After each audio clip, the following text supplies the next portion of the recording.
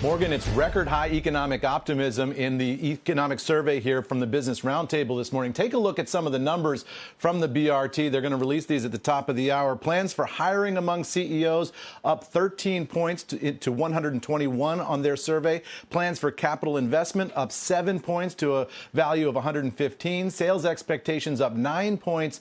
And the overall CEO economic outlook here in their index is up 10 points to a value of 124 on the survey. That Business Roundtable Index now at its highest level in the 20-year history of this survey, says the Business Roundtable. They caution, however, Morgan, that this survey was taken before the development of the Omicron variant news that has rattled markets in recent days. So some of the CEO optimism came just before that. Still, they say what's driving all of this is pent-up consumer demand that's really boosting CEO expectations over the next 6-month period for a really optimistic and rosy outlook in terms of hiring, spending, and all the things that companies do. Morgan, back over to you.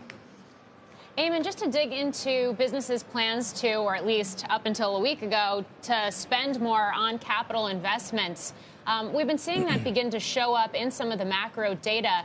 Do we know where some of those investments are being made? I mean, I feel like technology, for example, and the digitization of everything has just turbocharged.